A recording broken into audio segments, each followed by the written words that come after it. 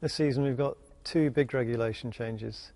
The first one, which we've known for some time, is the engine change. We've gone from the normally aspirated 18,000 RPM V8s to a turbocharged 1.6 litre V6 with a much higher electrical content, so KERS in layman's terms, and a very strict fuel consumption.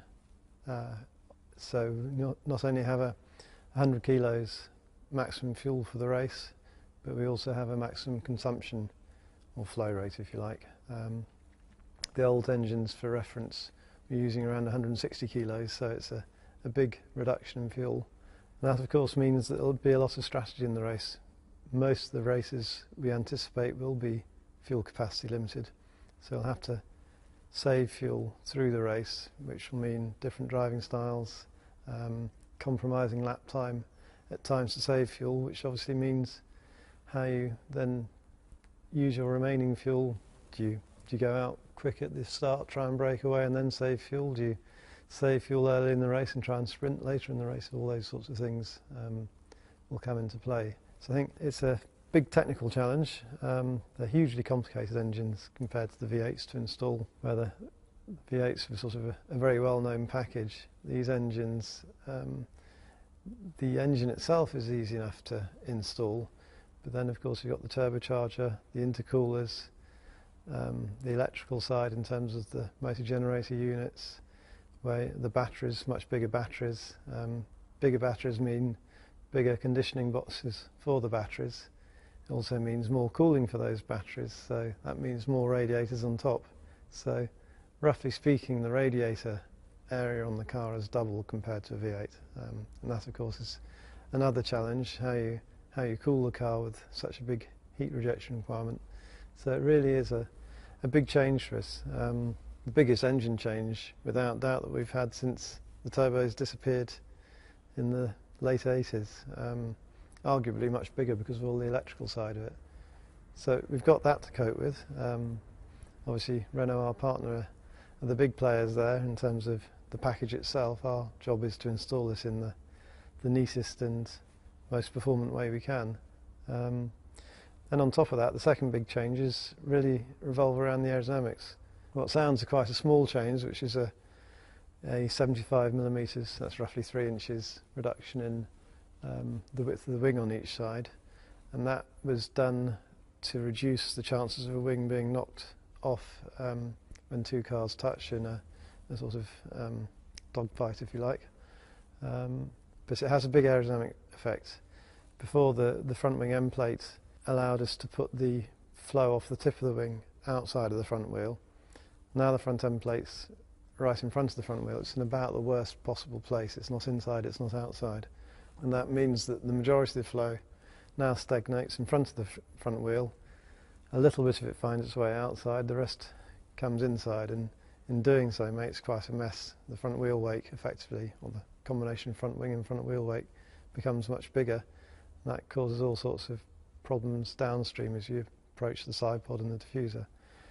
On top of that, we have a lowered nose, which I think is supposedly be done on the grounds of safety. It's meant to reduce the chances of a car being launched if one car hits another, in the manner that, for instance, when Mark Webber went up the back of Kovalainen in Valencia a few years ago. Whether it really makes a difference or not, I think, is a much more moot point, because it's been deemed that it's safer, so that's what we've had to go for. It's a funny regulation. Basically what the regulation does is call for a maximum side view height, so it defines the top edge and side view, and then on top of that there's a area 50 millimetres behind the front of the nose, which we have to meet, and that area is quite low down, much lower than side view. So what you end up, of course, with is almost two noses, one which is the main bulk of the nose, which is to this minimum side view height, and then almost a bulb sticking out from that to satisfy the area rule much lower down. So I think to varying degrees I would imagine everybody's going to have these rather ugly and ungainly noses, which I think is an awful shame. to me, aesthetics of a Formula One car is important. The car should look good, and I think not many of the owners of these noses could really love them.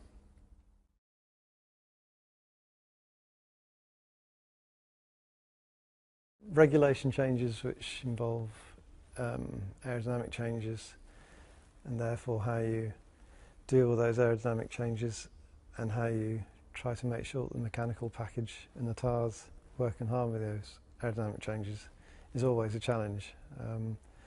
So I think the rule changes we've had on the aerodynamics certainly present new challenges, there's no doubt about that. Some trepidation, of course. We had a competitive car at the end of last season. With these big changes, that all is history, and it's going to be a challenge of who comes up with the best solutions for these new regulations.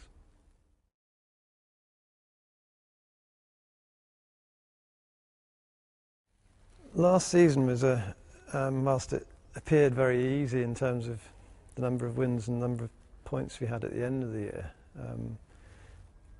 the sort of critical area around August last year, then it was a very tight battle. Mercedes seemed to be having good impetus. Ferrari and Fernando had a very good start to the season, and they certainly couldn't be ignored. So we were feeling far from comfortable as it was going to be an easy ride through the rest of the year to the championship. So we put a lot of effort into the development of RB9, last year's car, through June, July, August, September.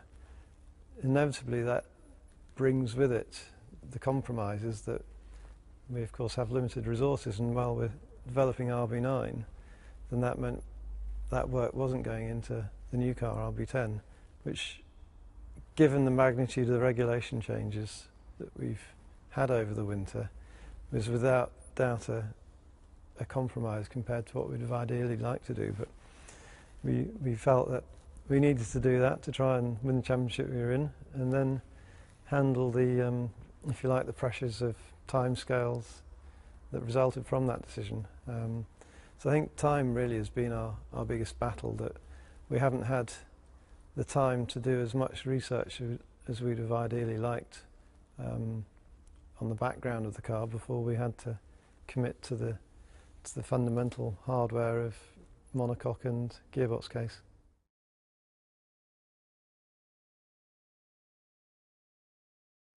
The regulation changes in qualifying will probably be less of an effect in terms of things like strategy, because the fuel consumption will be limited. The total fuel used is irrelevant for qualifying. And then the electrical uses, if you like, the KERS usage is simply using programs to optimise. So I don't think the regulation changes in terms of the engine will have a big effect from a strategy point of view.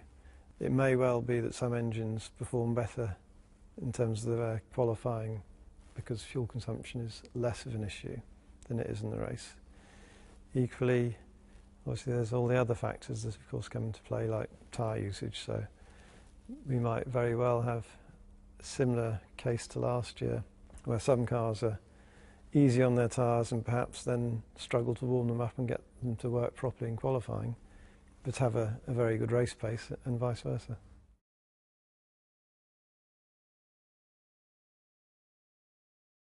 I think early races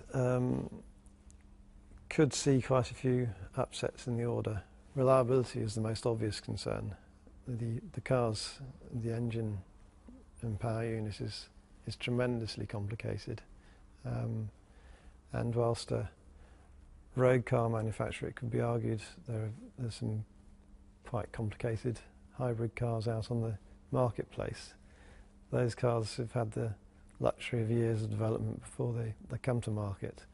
We've got 3 tests, so 12 days or whatever that is, and then we're off to the first race. So it's a very compressed development schedule with something so complicated that is going to bring a lot of pressures and a lot of problems and probably quite a few breakdowns. So I think reliability will be a big issue at the start of the season. equally, everybody finding their feet in terms of how to use the engines, how to best cope with the total fuel limit, how to cope with the aerodynamic changes that we've had, how to get all that to work with the new tyres. The tyres have been made harder over the winter to cope with the extra torque of the new engines. So all those things, I think, make for quite an unpredictable melting pot in the early races.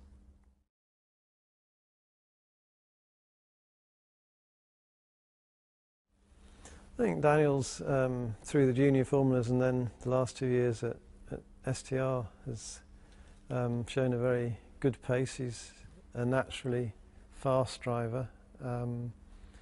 We listened to his feedback when he drove our car at the Silverstone tyre test last season, and gave good feedback. So that's all very positive. Obviously now it's a matter of team and driver getting to know each other, working together, and seeing how he gets on, how his feedback is. Hopefully it will complement Sebastian's, just as Mark's did last year or previous seasons. So it's a slight journey into the unknown, because although he's been a member of the Red Bull family for some years, he's been in a different team, so we don't know him as intimately as when he's one of our own drivers. So hopefully it will be all good. Looking forward to it.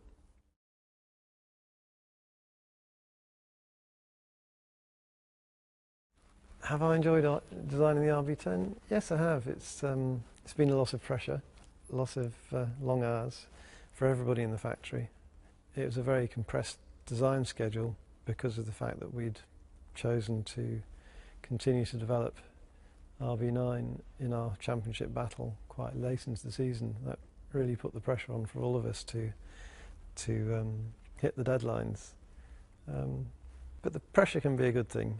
It can be stimulating.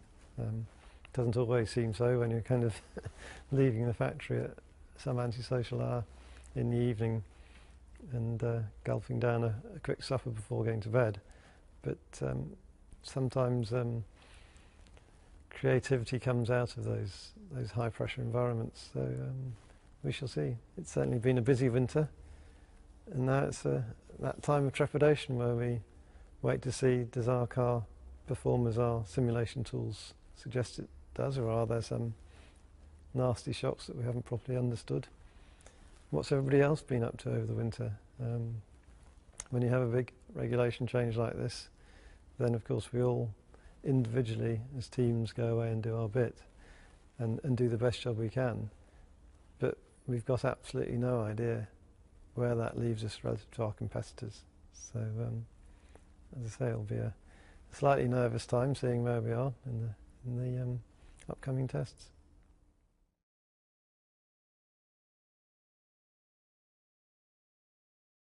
Obviously the first win in China was very special.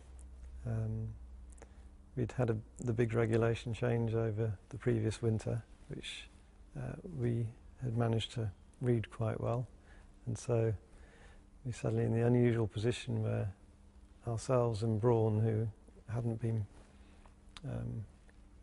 regular front runners previously, were now the regular front runners. So to win a race, the first race, is always a special moment. To win the championship, both championships, the following year, I think was also magical. Probably in many ways, particularly the drivers, the constructors was looking reasonable. So when we won the constructors in Brazil, the penultimate race, that was a great feeling. But I think because 1 week later we had the drivers still to settle, then it didn't really sink in, and we didn't really appreciate that success because the job wasn't finished. When we managed the double at the end, then that was an amazing feeling to have done that after so short a time, to have beaten the world's best. I think that will always go down. And then after that, really to stay at the top over the coming 3 seasons, to show that we weren't a kind of a one-year flash in the pan.